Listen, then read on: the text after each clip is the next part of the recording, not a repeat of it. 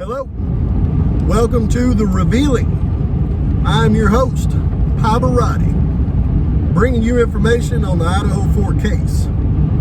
Once again, this channel is for entertainment purposes only. I'm not here to slander anyone. These are my opinions. With all that being said, let's get started. Today, I'm afraid that I'm going to have to really hurt the feelings of everybody out there that truly believes that Mr. Kohberger is innocent. Now, of course, we all know that everybody is innocent until proven guilty in a court of law. Not saying that. I'm just saying, in Pavoratii's opinion, Kohberger is exactly what Pavoratii has suggested he was all along. And I brought a receipt, and I'm going to be bringing y'all so many receipts here in the next week or so that I'm just going to blow your minds. And it's amazing to me that how does Pavoratii get this information and nobody else does? Very strange. So we've discussed Pavoratii's theory on Mr. Kohberger and his buddy, Mr. Alpaca.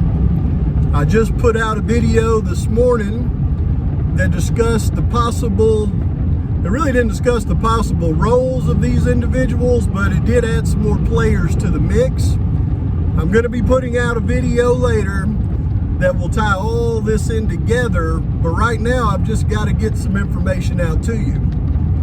Now, if Mr. Kohberger was what I suggested that he was, a enforcer / collector, aspiring to be a professional unaliver, well, there would be certain things that he would need to possess to kind of solidify that in our minds that that is truly the case. I've also suggested that Mr. Kohberger used illicit substances. Now, while I can't prove that in this video, I can certainly prove that Mr. Kohberger used substances. That's going to be easily provable. But let's talk about it for a minute. If Mr. Kohberger is what I suggested he is, then when law enforcement got to him and searched his property, what would we expect to find? Well, we would probably expect to find tools of the trade, such as weapons. Now, I would expect somebody in that line to have serious weapons like firearms. However, whenever going to do a hit, you got to understand this. In the drug world, a simple firearm unaliving does not send a message like they want it to be sent. That's why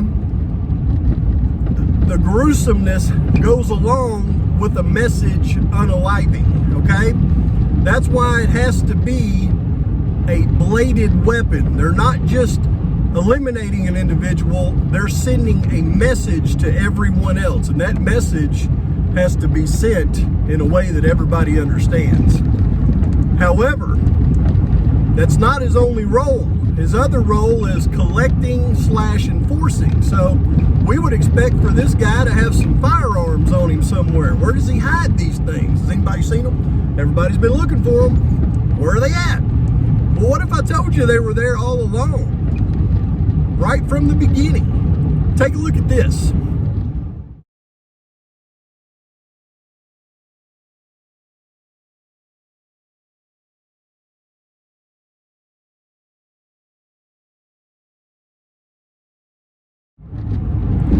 Now, what you just laid your eyes on was what was found when they searched Mr. Kohberger's vehicle there in Pennsylvania. And I'm just going to point out a couple of things.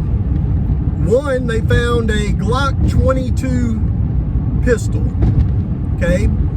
Now, a Glock 22 pistol is something I would definitely expect somebody like Mr. Kohberger to have.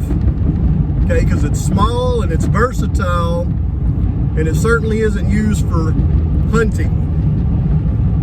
It's for protection.